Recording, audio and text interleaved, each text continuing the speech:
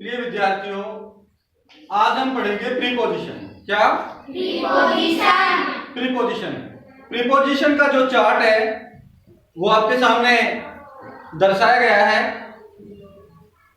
Preposition pre plus position शब्द से मिलकर बना है। प्रीपोजिशन का शाब्दिक अर्थ होता है पूर्व निर्धारक। किसी भी वस्तु की, किसी भी व्यक्ति की, किसी भी संज्ञा की स्थिति को जो दर्शाने वाले होते हैं कि वो किस स्थिति में है, उनकी स्थिति को दर्शाने वाले जो शब्द हैं वो प्रीपोजिशन कहलाएंगे। हम सबसे पहले इन प्रीपोजिशन के बारे में चर्चा करेंगे। इनका अर्थ होता है में या अंदर। तो इनकी चर्चा के संबंध में हम सबसे पहले जानेंगे कि जब एक वस्तु दूसरी वस्तु के अंदर स्थित होती है, जब एक वस्तु दूसरी वस्तु के अंदर स्थित होती है तो इन प्रीपोजिशन का प्रयोग किया जाता है। जैसे the boy is playing in the classroom. The boy is playing in the classroom कि बच्चा या लड़का कक्ष के अंदर खेल रहा है। अंदर, जब एक वस्तु दूसरी वस्तु के अंदर पहले से स्थित होती है तब हम इन प्रीपोजिशन का प्रयोग करते हैं। दूसरी बात, the morning, the evening, the afternoon. The morning, the evening, the afternoon से पहले इन प्रीपोजिशन का प्रयोग किया जाता है। जैसे बोले I go to temple in the morning. In the morning. Okay, तो मॉर्निंग, इवनिंग और आफ्टरनून से पहले, the evening, the morning, the afternoon से पहले इन प्रीपोजिशन का प्रयोग किया जाता है। ठीक है। Period of time, period of time समय अवधि, समय अवधि से पहले इन प्रीपोजिशन का प्रयोग किया जाता है। जैसे किसी बच्चे ने 15 खिलौने तैयार किए और वो 15 खिलौने तैयार करने में उसको लगा 5 घंटा, तो बोलेगा I made these toys in 5 hours। 5 hours। तो पीरियड ऑफ टाइम से पहले इन प्रीपोजिशन का प्रयोग किया जाता है। किसी भी शहर, राज्य, राजधानी, किसी शहर, राज्य, राजधानी और देश के नाम से पहले इन प्रीपोजिशन का प्रयोग किया जाता है, बशर्ते वाक्य में लिव क्रिया दे रखी हो। किसी भी शहर, राज्य, राजधानी और देश के नाम से पहले इन प्रीपोजिशन का प्रयोग किया जाता है, बशर्ते वाक्य में लिव क्रिया दे रखी हो। ठीक है। किसी भी विचार के संप्रेषण का जो माध्यम होता है, अपने विचार अभिव्यक्ति का जो माध्यम होता है, उसके रूप में भी इनका प्रयोग किया जाता है। अगला है कि जो स्याही का रंग होता है, स्याही का जो रंग होता है, स्याही का रंग दर्शाने के लिए इनका प्रयोग किया जाता है। जैसे right the answers in blue और ब्लू इंक। ओके, अगर केवल इंक का संकेत दिया जा रहा है, इंक दिया जा रहा है, तब तो हमें इनका यूज करना है। अगर ब्लू पेन, रेड पेन इस तरह से दे रखा है तो फिर हमें विद का यूज करना होता है। समझ गए? तो ये थे इनके प्रयोग। अब हम जानेंगे इनटू का यूज। अभी आपने देखा कि जब एक वस्तु दूसरी वस्तु के अंदर पहले से स्थित होती है तब हम इनका यूज करते हैं। अब हम जानते हैं इनटू, और इनटू का नियम है कि जब एक वस्तु बाहर से गति करते हुए किसी दूसरी वस्तु के अंदर प्रवेश करती है तब इनटू का प्रयोग किया जाता है। ठीक है। जैसे the boy jumped into the pond. The boy jumped into the pond. Boy pond से बाहर खड़ा हुआ था और उसने तालाब में जंप किया तो वह गति करते हुए अंदर चला गया। तो इस प्रकार से जब एक वस्तु दूसरी वस्तु के अंदर प्रवेश करती है तब इनटू प्रीपोजिशन का प्रयोग किया जाता है। इनटू प्रीपोजिशन का दूसरा प्रयोग होता है कि जब किसी व्यक्ति या वस्तु के रूप, आकार स्थिति में परिवर्तन होता है। जब किसी व्यक्ति या वस्तु के रूप, आकार या उसकी आकृति में परिवर्तन होता है तब इनटू प्रीपोजिशन का प्रयोग किया जाता है। ठीक है, जैसे द बॉय टूक ए पेपर, किसी लड़के ने पेपर लिया, फोल्ड इट, उसको मोड़ा, मेड सम कट्स, उसमें कुछ कट लगाए, and change the paper into a flower, और कागज को फूल में बदल दिया। तो उस कागज का रूप परिवर्तन हुआ कि नहीं हुआ? हुआ ना। द मैजिशियन, कोई जादूगर खेल दिखा रहा है, the magician transform the boy और change the boy into a peacock, कि जादूगर ने एक लड़के को मोर में बदल दिया। तो क्या हुआ? उसका रूप परिवर्तन, उसका आकार परिवर्तन, उसकी स्थिति परिवर्तन। तो जब किसी व्यक्ति वस्तु के रूप, आकार या स्थिति में परिवर्तन होना पाया जाए तब इनटू का प्रयोग किया जाता है। अगला प्रीपोजिशन है अपना आउट ऑफ। अभी आपने देखा जब वस्तु दूसरी वस्तु के अंदर हो तो इनका प्रयोग, बाहर से गति करते हुए अंदर प्रवेश करे तो इनटू का प्रयोग, और अब हम देख रहे हैं कि वस्तु अंदर स्थित है और अंदर से बाहर निकली, अंदर से बाहर निकली तो किसका यूज करेंगे? Out of. ठीक है, नेक्स्ट है अक्रॉस। चित्र दिखाई दे रहा है आपको? कोई भी लंबी सपाट वस्तु है, उसके एक छोर से, एक किनारे से दूसरे किनारे की तरफ जब जाया जाए, जब किसी वस्तु के ऊपर से स्पर्श करते हुए, कैसे स्पर्श करते हुए, उसको छूते हुए उसके एक किनारे से दूसरे किनारे की ओर जाना पाया जाए या उसको पार करना पाया जाए, उसका स्पर्श करते हुए, तब अक्रॉस का प्रयोग किया जाता है। किसका प्रयोग करते हैं? अक्रॉस। जैसे the group of boys was crossing the road, कि लड़कों का एक जो समूह है ना, वो सड़क पार कर रहा था। तो सड़क इधर से इधर गए, एक किनारे से दूसरे किनारे की तरफ गए, ठीक है ना, उसको छूते हुए गए, तो किसका यूज करेंगे? अक्रॉस का। अगला प्रीपोजिशन है अपना ऑन। क्या है? ऑन। ऑन का अर्थ होता है पर या ऊपर।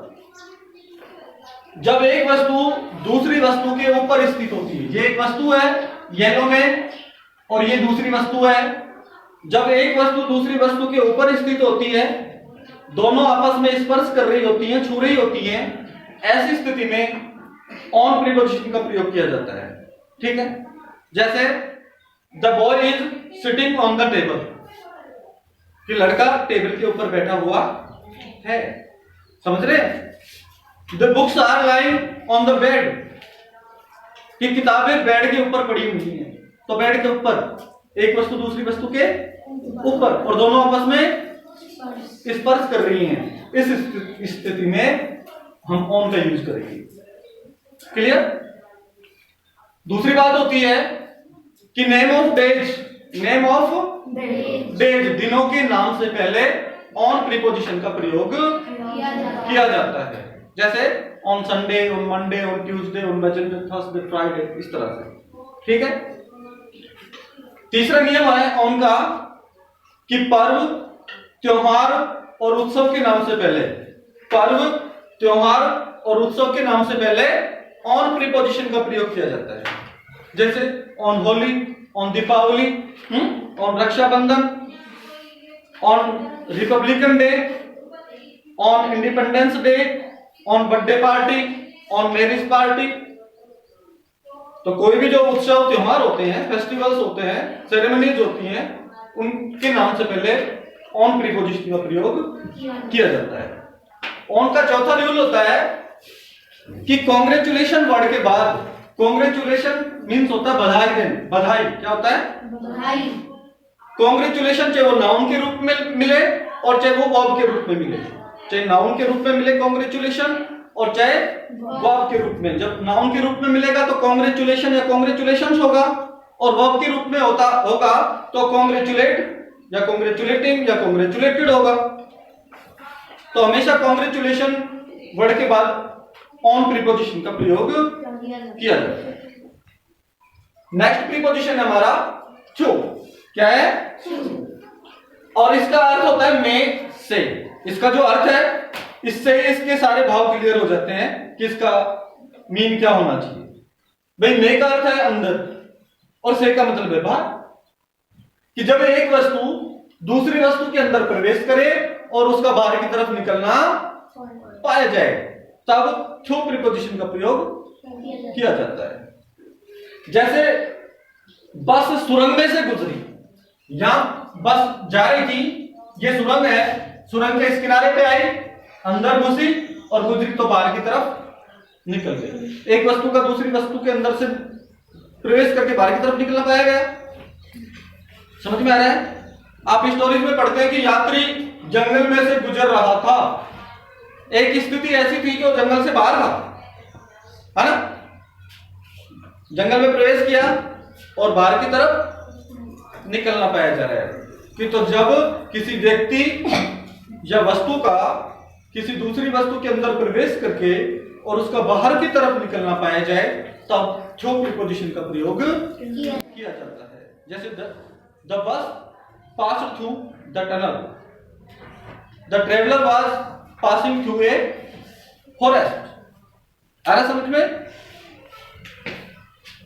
नेक्स्ट देखिए बिटवीन।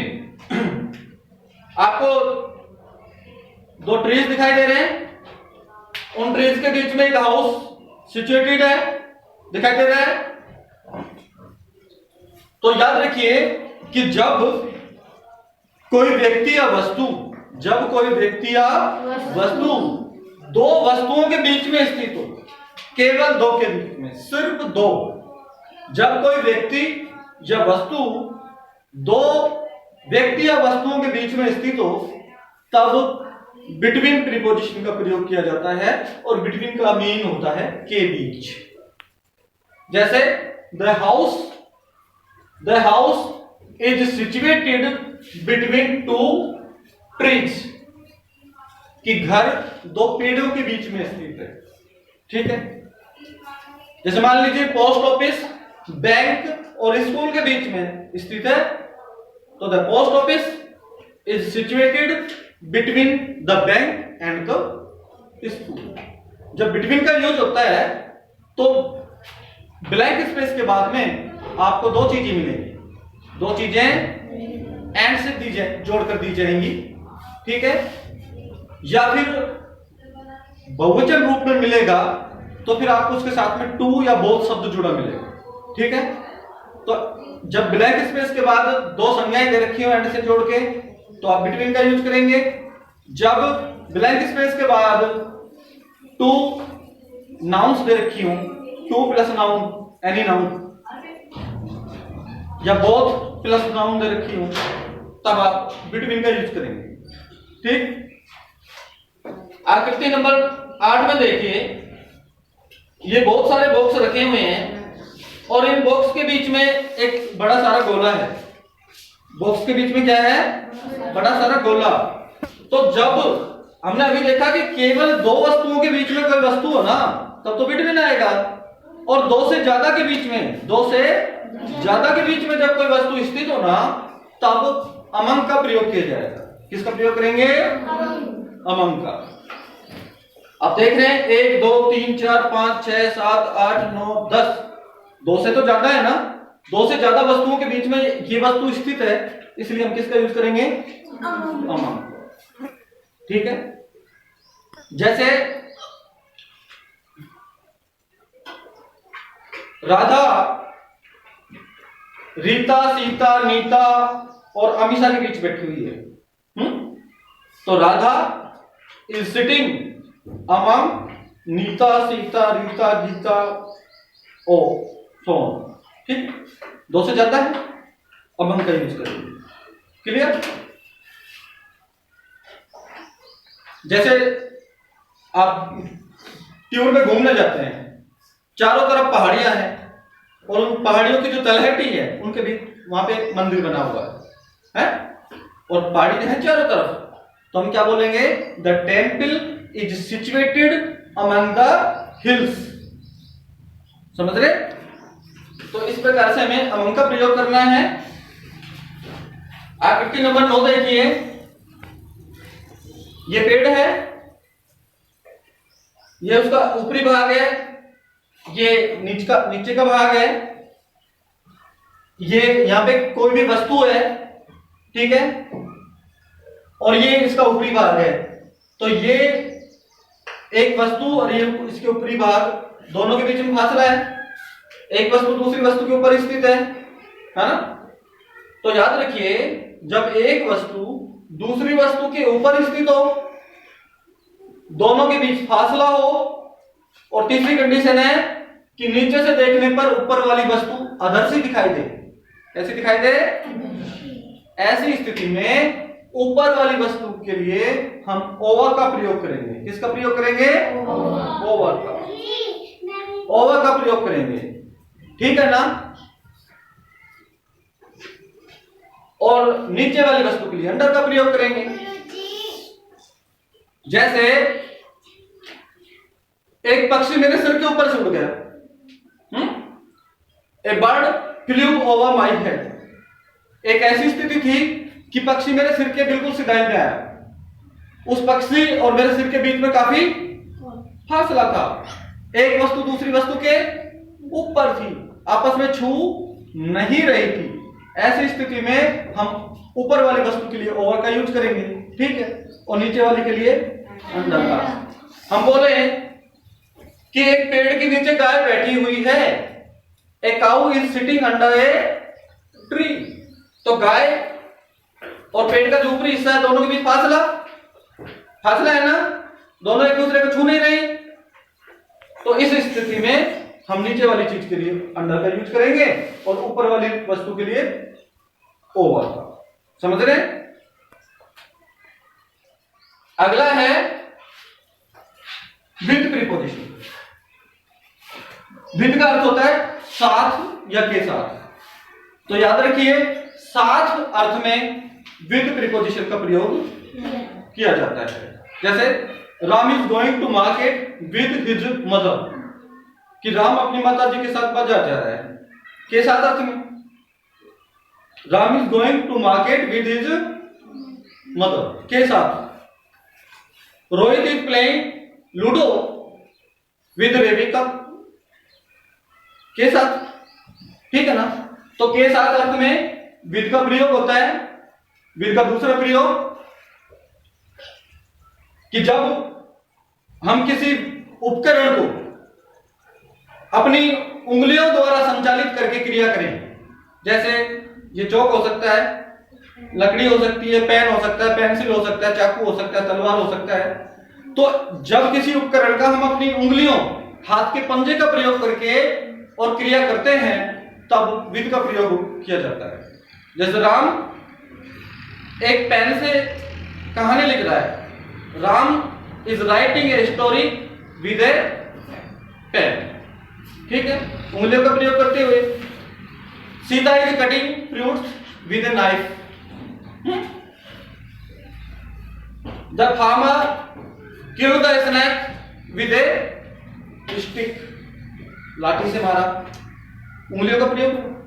तो जब उंगलियों या हाथ के पंजे का प्रयोग करके किसी उपकरण को पकड़ के कोई क्रिया करना पाया जाए, तब विद प्रीपोजिशन का प्रयोग होता है।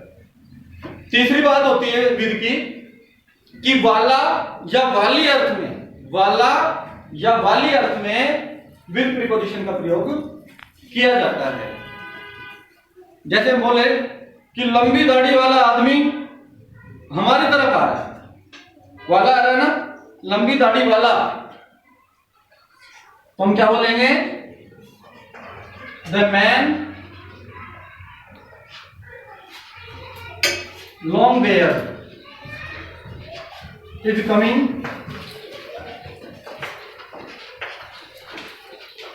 टुवर्ड्स अस, ठीक है। द मैन लॉन्ग बेयर, लंबी दाढ़ी वाला व्यक्ति, वाला। तो वाला वाली अर्थ में किसका यूज किया जाएगा? विद का। ठीक, अगला नेक्स्ट प्रीपोजिशन है बाय। बाय का अर्थ होता है द्वारा। क्या होता है? द्वारा। जब यात्रा के किसी माध्यम के द्वारा यात्रा की जाए, जैसे किसी साधन के द्वारा जब क्रिया संपन्न करनी पाई जाए तब बाय का प्रयोग किया जाता है। जैसे बोला जाए कि राम बस द्वारा विद्यालय जाता है, Ram goes to school by bus. Vipin हवाई जहाज के द्वारा अमेरिका जाता है, Vipin goes to America by air. Sumit रेलगाड़ी के द्वारा दिल्ली जाता है, Sumit goes to Delhi by the train, by the train. ठीक है, तो जब किसी साधन के द्वारा क्रिया संपन्न करना पाया जाए, तब यात्रा पूरी करना पाया जाए, तब बाय का प्रयोग किया जाता है। बाय का दूसरा नियम है कि पैसिव वॉइस के वाक्यों में एजेंट से पहले बाय का प्रयोग किया जाता है। पैसिव वॉइस के जो वाक्य होते हैं, आपने पढ़ा है पैसिव वॉइस में कि एजेंट से पहले बाय का प्रयोग किया जाता है ना? तो पैसिव वॉइस के वाक्य में एजेंट से पहले बाय का प्रयोग करेंगे और हम पहचानेंगे कैसे कि एजेंट के साथ बाय का यूज करना है। तो आप जानते हैं पैसिव पैटर्न के वाक्य आपको टेंस के जो निर्धारित रूल्स है हेल्पिंग वर्ब प्लस वर्ब, उससे विपरीत, उससे अलग स्ट्रक्चर मिलेगा। और थर्ड फॉर्म के बाद में कोई भी एजेंट दिया जाएगा, उससे पहले आपको बाय का यूज करना होगा। ठीक है, तीसरी बात होती है कि नजदीकता और समीपता के लिए, नजदीकता और समीपता के लिए बाय का प्रयोग किया जाता है। नजदीकता और समीपता के लिए बाय का प्रयोग किया जाता है। कि हम बोल रहे हैं कि हमारे विद्यालय के पास में एक तालाब है, तो तालाब क्या है? हमारे विद्यालय के पास। तो हम बोलेंगे there is a pond near our school, there is a pond near our school. डाकघर के पास में एक म्यूजियम है, there is a museum near the post office और near by the post office. There is a pond near by our school. और by का जो प्रयोग है ना नजदीकता के लिए, इसकी सबसे अच्छी पहचान होती है कि आपको रिक्त स्थान से पहले नियर शब्द मिलेगा। क्या मिलेगा? तो आपको बाय का यूज करना है। ठीक,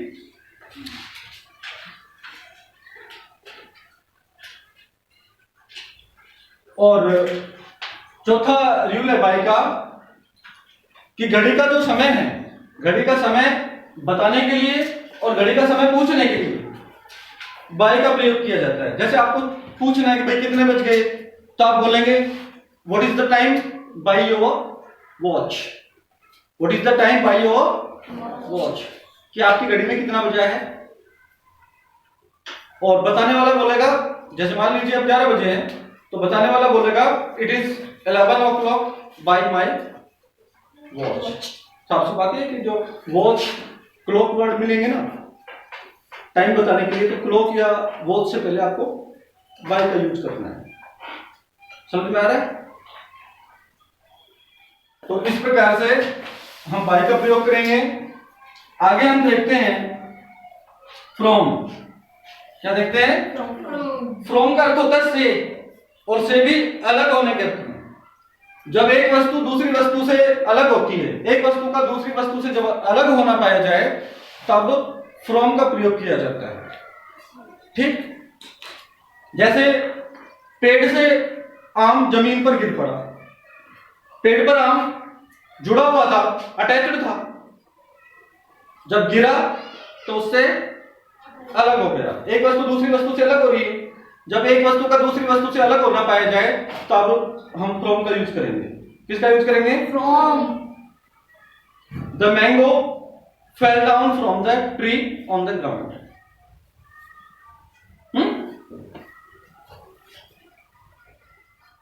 सुमित चौराहा से यहां आता है, चौराहे पे रहता है वो, यहां आता है तो चौराहे से अलग हो गया, उस जगह से तो अलग हुआ ना। किसी व्यक्ति वस्तु का दूसरी व्यक्ति वस्तु से अलग होना पाया जा रहा है, फ्रॉम का यूज करेंगे। समझ में आ रहा है? दूसरा यूज होता है फ्रॉम का कि जब कोई व्यक्ति या प्राणी, जब कोई जीव किसी बीमारी से पीड़ित हो, जब कोई जीव किसी बीमारी से पीड़ित हो, परेशान हो, मरा नहीं हो, समझ रहे हैं? जब किसी जीव का, किसी प्राणी का किसी बीमारी से पीड़ित होना पाया जाए तब फ्रॉम प्रीपोजिशन का यूज किया जाता है, और उसमें मोस्टली आपको वर्ब मिलती है सफर, SUFFER। ठीक है, तो रिक्त स्थान से पहले जब सफर दे रखा हो वर्ब, और रिक्त स्थान के पहले रिक्त स्थान के बाद किसी डिजीज का, किसी बीमारी का नाम दे रखा हो, तब आप फ्रॉम का प्रयोग करेंगे। ठीक। तीसरा नियम होता है कि जब किसी प्राणी का, किसी जीव का बीमारी के अलावा किसी दूसरे कारण से मरना पाया जाए। अगर बीमारी के कारण मरा तो फ्रॉम नहीं आ सकता, बीमारी के अलावा किसी कारण से मरा तो फिर फ्रॉम का यूज होगा। कैसे? जैसे भिखारी भूख से मर गया, तो भूख बीमारी थोड़ी ना है, भूख बीमारी है क्या? अन्य कारण है। तो the beggar dead from hunger। पक्षी प्यास से मर गया, the bird dead from thirst. लड़का एक्सीडेंट में मर गया, the boy dead from accident. तो जब किसी बीमारी के अलावा अन्य किसी कारण से किसी जीव का मरना पाया जाए तब फ्रॉम प्रीपोजिशन का प्रयोग किया जाता है। ठीक। अगला है कि जब हम कोई भी खाद्य वस्तु किसी पदार्थ की बनाते हैं, जब हमारी खाद्य वस्तु किसी पदार्थ से बनाई जाती है, किसी चीज से बनाई जाती है, तो उससे पहले फ्रॉम का प्रयोग होता है। जैसे butter is made from milk. घी किससे बनता है? दूध से। दूध से दही जमाते हैं, दही से घी निकलता है। पनीर को इंग्लिश में बोलते हैं cheese is made from milk. रोटी किससे बनाते हैं? आटे से। The chapatis are made from flour. समझ रहे? जब खाने की वस्तु किसी चीज की बनी होती है तब आपको यूज करना है फ्रॉम। ठीक। एक वस्तु दूसरी वस्तु से अलग होती है तो आपको यूज करना है फ्रॉम।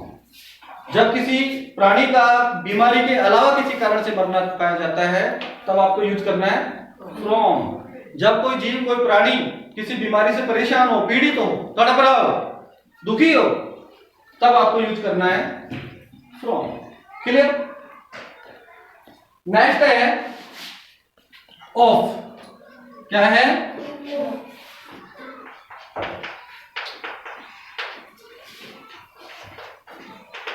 का, के, की, ये संबंधवाचक है, पजेसिव है, रिश्ता बताने वाली, जोड़ने वाली है। तो दो व्यक्ति या वस्तुओं के बीच में, दो या दो से ज्यादा व्यक्ति या वस्तुओं के बीच संबंध दर्शाने के लिए ऑफ का प्रयोग किया जाता है। दो व्यक्ति या वस्तुओं के बीच में संबंध दर्शाने के लिए किसका प्रयोग करते हैं? ऑफ प्रीपोजिशन का। जैसे Ram is Elder brother of Shyam, कि राम श्याम का बड़ा भाई है। दो व्यक्तियों के बीच रिश्ता दर्शाया जा रहा है। हाँ? Ankit is the best friend of Nikhil. तो अंकित और निखिल के बीच में रिश्ता दर्शाया जा रहा है कि जब दो व्यक्ति या वस्तुओं के बीच में रिलेशन दर्शाया जाए तब हम किसका यूज करेंगे? ऑफ का। दूसरी बात कि जब, अब ध्यान से सुनना, जब किसी प्राणी का, किसी जीव का किसी व्यक्ति का किसी बीमारी के कारण मरना पाया जाए, किसके कारण मरना पाया जाए, बीमारी के कारण, तब आप ऑफ का यूज करेंगे। जब किसी प्राणी का किसी जीव का बीमारी की वजह से मरना पाया जाए तब ऑफ प्रीपोजिशन का प्रयोग किया जाता है। ऑफ का तीसरा यूज होता है कि जब हमारे जो भौतिक संसाधन हैं, जैसे ये दीवार है, ये कुर्सी है, ये बोर्ड है, ये डेस्क है, ये फैन है, ये बॉर्डर है, ये सीलिंग है, जब हमारे भौतिक संसाधन, हमारी वस्तुएं जिन चीज की बनी होती हैं उन चीजों से पहले ऑफ का प्रयोग होता है। ठीक, वस्तु जिन धातु आदि की बनी होती है, जिन सामग्री की बनी होती है, उनसे पहले ऑफ का प्रयोग होता है। जैसे ये जो दरवाजा है लोहे का बना हुआ है, the door is made of iron. Okay,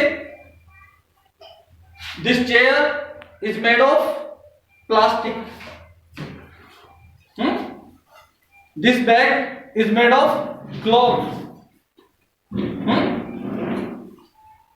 the watch is made of steel, the drum is made of plastic, the ring अंगूठी is made of gold, या made of silver, made of copper। समझ रहे हैं?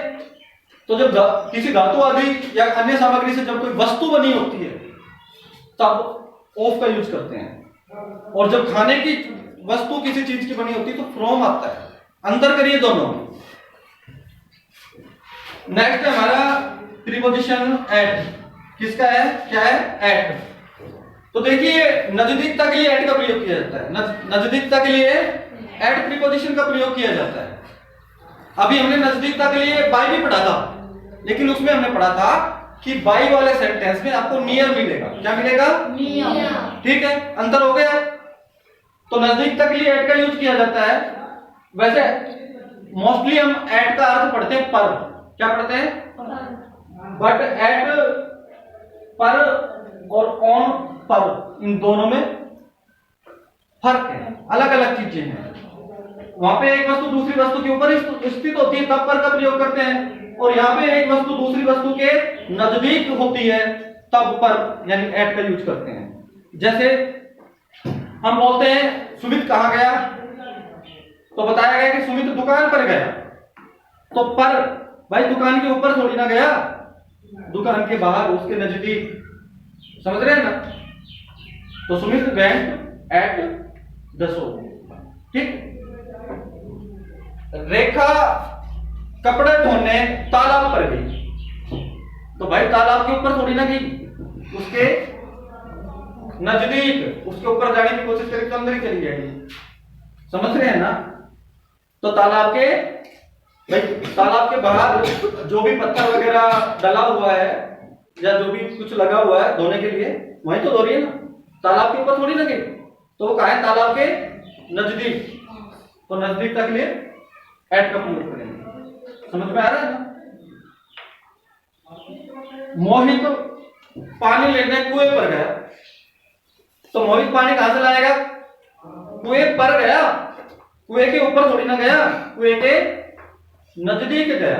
तो इस प्रकार से नजदीकता के लिए एट का प्रयोग किया जाता है। क्लियर? एट की दूसरी बात है नून। ध्यान से सुनिए, नून, नाइट, मिडनाइट, डे ब्रेक और डॉन। नून दोपहर, नाइट रात, मिडनाइट आधी रात मध्य रात्रि, मिड डे मध्याह्न दोपहर का समय, डॉन DAWN भोर का समय। भोर क्या होती है, रात और सुबह का जो बीच का समय होता है उसे बोलते हैं डॉन, जो लगभग 5 बजे के आसपास होता है। ठीक है, इसी तरह से भोर को बोलते हैं डे ब्रेक।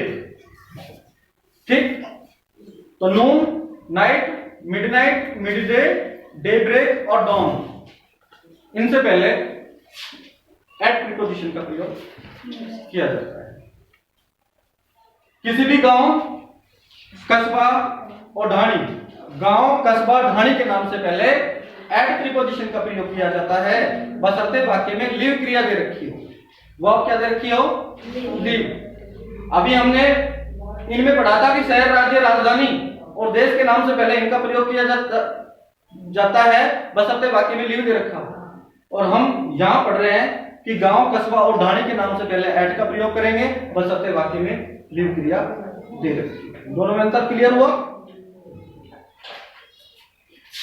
तीसरा है कि जब किसी व्यक्ति की अन्य व्यक्ति या व्यक्तियों द्वारा मजाक या खिल्ली उड़ाई जाए, जब किसी की हंसी उड़ाई जाए, तो लॉफ क्रिया के बाद, LAUGS, लॉफ क्रिया के बाद में एट प्रीपोजिशन का प्रयोग किया जाता है। जैसे अंकित विदित पर हंस रहा है, Ankit is laughing at Vinit. LAUGH जब आपको वर्ब मिले तो उसके बाद में आप एट का यूज करेंगे। क्लियर? कोई परेशानी?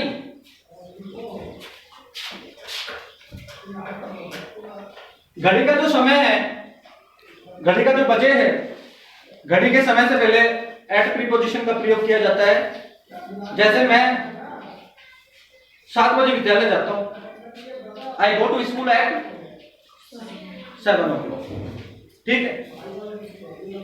नीता सुबह 6 बजे मंदिर जाती है, Nita goes to temple at 7 o'clock।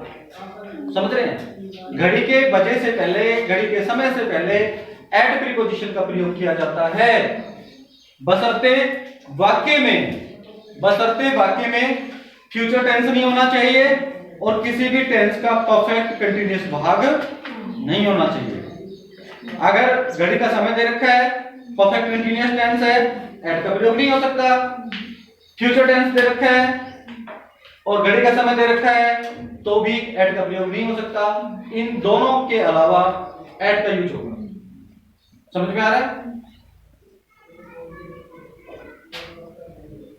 अब देखिए बिहाइंड में क्या होता है कि जब एक वस्तु दूसरी वस्तु के बिल्कुल पीछे स्थित होती है, जब एक वस्तु दूसरी वस्तु के पीछे स्थित होती है तब बिहाइंड का प्रयोग करते हैं। ठीक है। जैसे मंदिर के पीछे एक कैंटीन है, there is a canteen behind the temple, there is a canteen behind the temple. पीछे दर्शाने के लिए बिहाइंड का यूज करेंगे और आगे दर्शाने के लिए इन फ्रंट ऑफ या अपोजिट टू होता है। सामने दर्शाने के लिए, सामने अर्थ में इन फ्रंट ऑफ या अपोजिट टू का यूज होता है। अब उल्टा कर दो कि कैंटीन के सामने मंदिर स्थित है? तो there is a temple in front of the canteen. आगे की वस्तु को दर्शाया जाए तो इन फ्रंट ऑफ, पीछे वाली वस्तु को दर्शाया जाए बिहाइंड। समझ में आ रहा है? नेक्स्ट प्रीपोजिशन है हमारा विद इन। क्या है? With in. विद इन का अर्थ भी में होता है। क्या होता है? में। इन भी में और विद इन भी में। इन जो है वो सामान्य रूप से होता है, जो पीरियड होता है, इनका जो पीरियड होता है वो सामान्य होता है। और विद इन का जब यूज किया जाता है ना, तो पीरियड का जो अंतिम टाइम है उसकी ओर संकेत किया जाता है कि जैसे मैं 3 दिन के अंदर अंदर इस कार्य को पूरा कर दूंगा, है? तो I shall complete the task with in 3 days। जब अंतिम समय सीमा दे रखी हो, डेड लाइन दे रखी हो किसी कार्य करने की अवधि के लिए, तब विद इन का यूज किया जाता है। तो इस प्रकार से ये कुछ महत्वपूर्ण प्रीपोजिशन है और इन प्रीपोजिशंस का हमें प्रयोग आना चाहिए जब हम कोई भी कंपोजिशन राइटिंग करते हैं तो हमें प्रीपोजिशंस की आवश्यकता होती है। हम सेंटेंस बोलते हैं तो हमें प्रीपोजिशंस की आवश्यकता होती है। अगर हम ग्रामेटिकल एक्सरसाइज का सॉल्यूशन करते हैं तो भी हमें इनके नॉलेज की आवश्यकता होती है। तो इस प्रकार से ये आपके टोटल प्रीपोजिशंस हुए, इनको रिवाइज करें। क्लोज।